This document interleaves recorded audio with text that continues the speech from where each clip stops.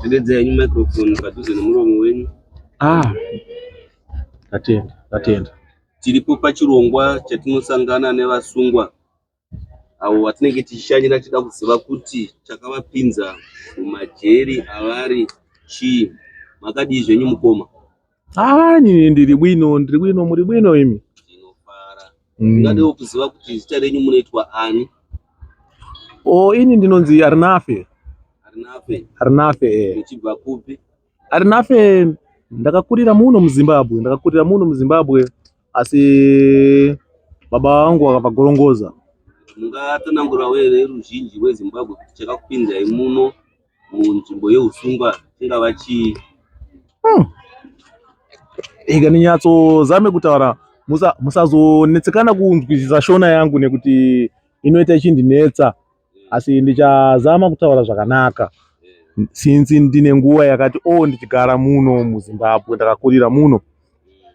Saka pamenepo nyaya yakaitika yakafamba yakadai. Ini ndakagara kumusha uku kwaTsape. Ndakagara pamba paya. Ndagara pamba, ndipo pamba paishanda baba wangu. Wakashaya zvavo. So ndakagara paya. Mwana abwera. Angari mwana wenkazana, mwana musikana. Maona. Tingada kuziva kuti kukwera pachirudzi chenyu munhu uyu anonga akaita sei?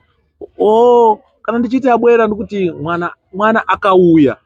Right. Ndizvo zvandiri kuzama kutsanangura ipapo kuti mwana abwera, ini ndakagara zangu pasi pamuti. Maona. Tiri pasi pamuti ndanga ndiri kudya mang'ono matamba ewe. Saka ndiri kudya matamba. Mwana wanga ari musikana sezvo ndambotaura. Akwira muti paya. Wanga uri muti wamango. Anditi maona. Mwana akwira muti wamango, andakuziva kuti ari kuita chane, ari kuita nezvei mumuti imomo. Idzo. Inini ndagara paya. Saka apa ndanga ndiri busy na mbezo yangu ndiri kuveza. Mwana uya zvaakaitika manje ainzi Poshia. Poshia akwira muti. Ini ndasumudza musoro ndati mbeu ndaona mwana ana burugwa. Anga sina burugwa, sina chivhara ngozi chamukati. Anditi maona. Ndikati samwana ndamutsiura paya ndikati iwe enda unotora burugwa kunyumba. Enda unosimira. Mapanzwa. Ndikati enda unosimira kwa zvintu izvi hazina untu. Anditi maona. Ndikati hazvina untu zvintu izvi. Anditi maona. Ndidzo. Ini ndagara paya. Andina kuziva mwana uya aita stabona anauterera. Animaona. Anauterera zvese zvanga ndiri ndichimupira zvose kuti aiwa zvakashata mwana wamukazana. Azviita kuti mwana mukazana agara asina burugwa, maona. Saka ndiri paya ndiri kumubarisera manje kuti mwana mukazana azviite kuti agara asina burugwa. Akwire muti, especially mwana wa mukazana. Zvinoda mwana wemukomana wemudhodha, maona. Paya ndafunga kuti anzwisisa ari kudzika. Ini ndiri kuconcentrate nakuweza, maona. Andida kuziva zvakafamba sei kuti inini zipi yangu yanga yakavhurika manje, maona. Zipi yangu yanga yakavhurika paya. Inini ndakagara paya pasi pamuti. Mwana ndinzwe Saka mwana adona mumuti, maona paya. Nengo ya mwana anditi anga asina burugwa. Nengo yake yasvika roverana nengo yangu inini ndiri pasi pamuti. Muri ipapo nda kubvunza kuti kuroti nengo yenyu yanga yagara yakamira here nekuda kwekuti mamaona kuti mwana uyu haana chipfeko chemukati? Idzo. Ini ndofunga kuti maybe pakashanda satani ipapo kuti ndizive kuti nengo iyi yakapinda sei mukati umu. Andingambozinzwisisi nanhasi kuti nengo yangu yakapinda sei mukati manengo ya mwana. Anditi maona. Saka ndakaona kuti maybe pakashanda mweya wamadzinza, maona. Asi imi muri kunzi mwana ari kuti kwanzi imi makazonononga kubudisa sezvo imi aiwa inzwa ipapo. Chakaitika ndakuti patime zvino unoona zvinhu kana zvichida kuitika. Ndipo unoona kuti iko zvino ndiri kupika ini ndina 35 years ndiri mukati. Mukuona 35 years ndiri mukati ndinabunda rini ini. Zvakaitika inini mwana abayira nengo yake adonera nengo yemwana yanangana nenengo yangu, maona. Inini ndikati rega ndiburitse nengo.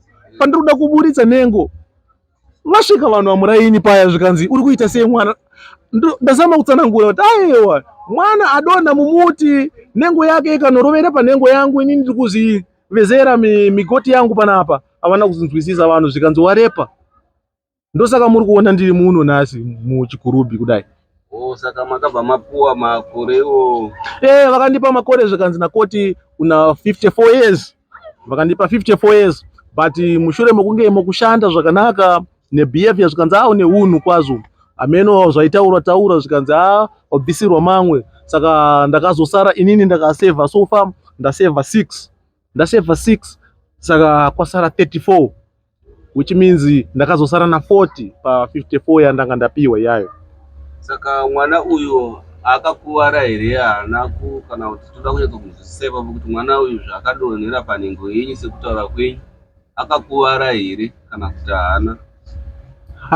Ukuona mutori wanhau vana vamazuva ano vanonetsa, kozi inini kuona kwangu dai kuri kuti mwana uyu kana kuti angari mhandara ndofunga kuti accident iyi yakaitika iyi yaisaitika dai angari mhandara, kozi nhengo iyi yairamba kupinda. But kuwira kwakaita kana ndakatoona kuti mwana anga asiri mhandara, zvakangopinda nyore. Zvakangopinda nyore, hapana zvakawanda zvakaitika. Saka ndakatoona kuti mweya watsvina wabata wamadzinza kuti ndisungiwe ini, iko zvino wandiranderera, iko zvino ndasungiwa ndiri panapa. But bwino kuti nditi ichi chandaita ichi, munhu mukuru ini, handinyatsoziva, handikwazi kuchikomba kuti ndechipi chandakaita.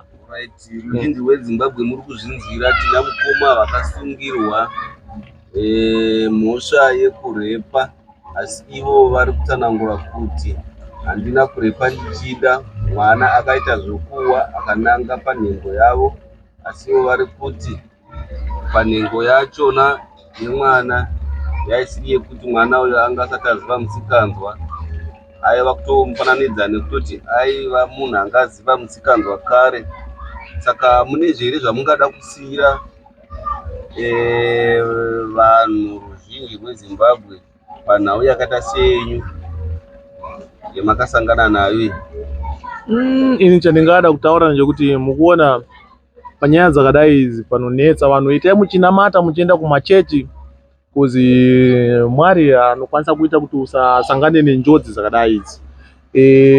Zvimwe ndezvekuti kana waona mwana asina bhurugwa ari muti, ndapota chiza, kozi akangowira chete avachazinzwisisa kuti accident tsaona yaitika.